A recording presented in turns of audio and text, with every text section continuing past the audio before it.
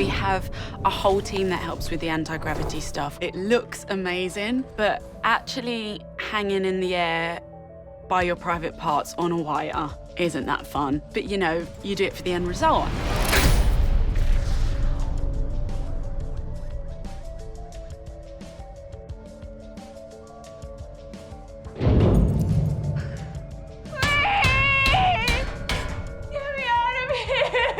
Traditionally in sci-fi, you begin with a shot of space and a spaceship crossing the frame, and there was something very cool about starting in a little storage locker with somebody who's trapped, and you don't have the full context of what is happening, and then little by little, as she breaks out of the locker, you start to get context.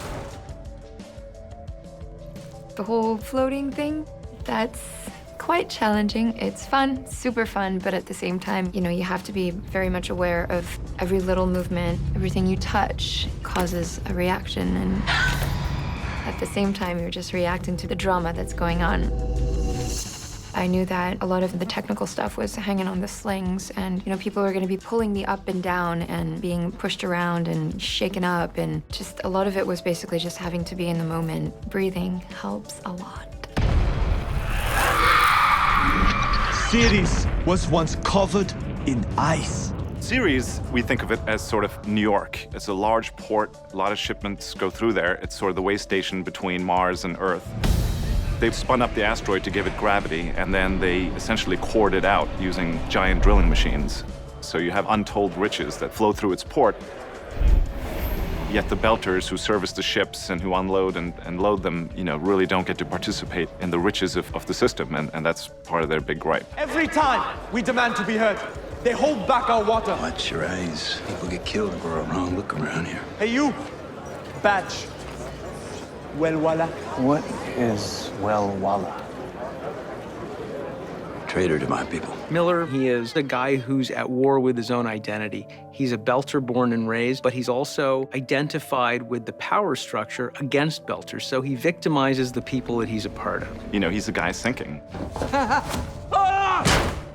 And you should feel that he is a guy who's compromised. And, you know, if Julie Mao didn't come along, Miller would just kind of fade out like a red sun and disappear. So what's my contract exactly? Find Julie Mao if she's still here on Ceres, detain her and ship her home. Kidnap job. My pleasure. It's been a long time coming. Are you kidding? I thought I was getting my walking papers. What for? Fraternizing with our navigator, for starters. Really? When we meet Holden, Holden has spent his whole life trying to answer to nobody. He's run from any major responsibility for other people. He wants his life to be simple and loves being on the Canterbury with all these other outcasts. Shooting anti-gravity sex is a far more complicated set of circumstances than one might think. I mean, we were on wires that were being pulled manually by people. It was far less enjoyable than I kind of was hoping it to be. Warning, gravity hazard. I think ultimately, you know, it's real. It's part of human nature. Just because we're out in space, it doesn't mean that, you know, we've changed as a species. Hey, Patch, how's the arm? Looking good. Still got a few nerves, though. We really bent over backwards to make that environment feel homey and real and give the ship a lot of character, and people, oh, you felt like, oh, there's gonna be all sorts of interesting relationships that were gonna happen over the course of episodes. The ship just appeared near your location.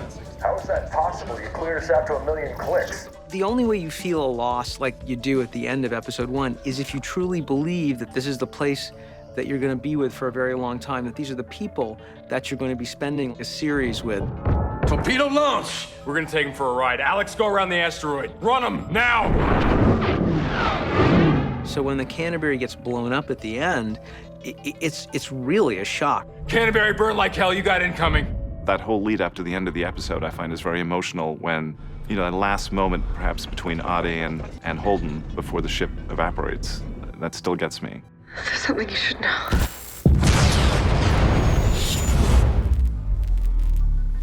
She's gone.